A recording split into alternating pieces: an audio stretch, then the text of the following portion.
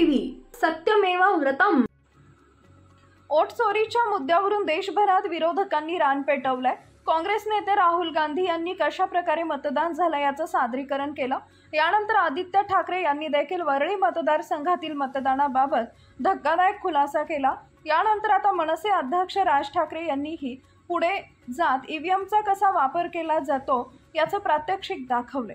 मनसेच्या मंचावरून उपाध्याय आणि पटेल या इस्मांनी ईव्हीएम हॅकचं प्रात्यक्षिक दिलं। 2 केळी 2 कलिंगडला आणि 1 ओट सफरचंदला केलं, पण प्रत्यक्षात वेगळे मतदान दिसले। तसेच ईव्हीएमवर बशीरवर असणाऱ्या काळ्या काचेचा कसा दुरुपयोग झाला याचं प्रात्यक्षिक देण्यात आले। काळी काच नसली तरी ओट चोरी कशी होऊ शकते याचं प्रात्यक्षिकही यावेळी देण्यात आले।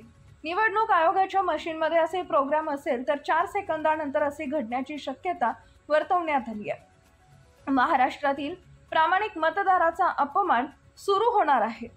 येणारे निकाल वेगळे लागणार असतील तर मतांचा अपमान आहे। हे सगळं सुधारलं पाहिजे। उद्या जय पराजय कोणाचा हे नंतर बघता येईल। आपल्याला एकतर्फेचा मोर्चा दणदणीत झाला पाहिजे, दिल्लीपर्यंत आवाज गेला पाहिजे। सर्वांनी या मोर्चात सामील व्हा। जगातील सर्व पुढारलेल्या देशात बॅलेट पेपर वापरला जातो। घराघरात जाऊन तुम्हाला चेहरे कळले पाहिजे। दुबार भरलेत ते नष्ट केले पाहिजे। बाकीच्यांचा कायदेशीर गोष्टींसाठी लढा सुरू आहे। टप्प्याटप्प्याने आपल्याला लढावी लागेल।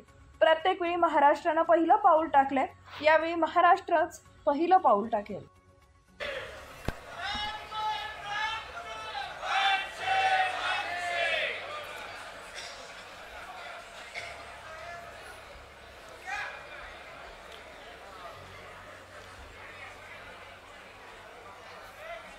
बाहेर जमलेल्या सर्व पदाधिकारी बांधवांनो आणि भगिनींनो, आता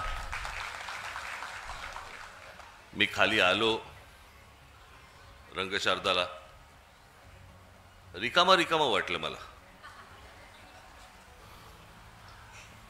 आणि मग माझ्या लक्षात आलं की आपण पत्रकारांना सगळ्यांना वरती बोलवलंय।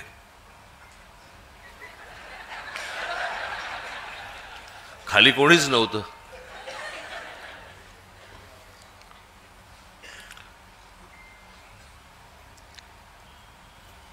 तेही आपलेच आहेत,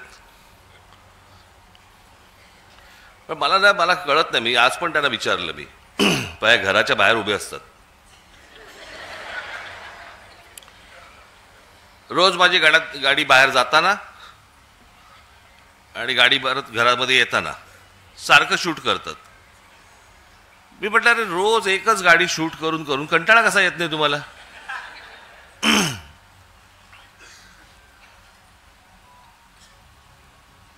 बरं, आज आमची तिकडे ती यशवंतराव चव्हाणला आमची बैठक होती। मवियाचे सगळे इतर नेते होते आणि आम्ही होतो। बाहेर पडताना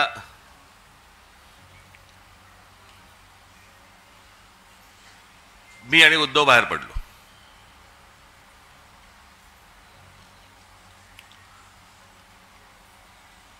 मी त्यांना विचारणार होतो, तिकडे जे सगळे कॅमेरावाले होते त्यांना विचारणार होतो, कारण परत सुरू करणार 11वी भेट मोजतायत, आम्हीच विसरलो। बरं, आता सोडून द्या ना। आता उठणं बसणं तर होणार आहे, भेटणं होणार आहे, ते चालू राहणार आहे। मोजताय कसले? 9वी भेट, 10वी भेट, आणि ते किती वेळा दाखवणार? मलाच कंटाळा आला तर लोकांना किती कंटाळा येत असेल?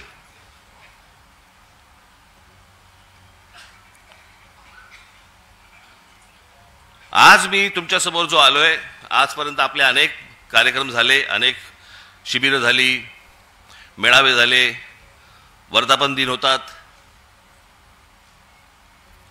काही वेळेला संगीताचे कार्यक्रम असतात, काही वेळेला नाटक आपण ठेवतो, नाटकं ठेवतो, काही वेळेला इतर काही सांस्कृतिक कार्यक्रम असतात। असे विविध कार्यक्रम असतात ना। आज म्हटलं तुम्हाला जरा वेगळं दाखवावं।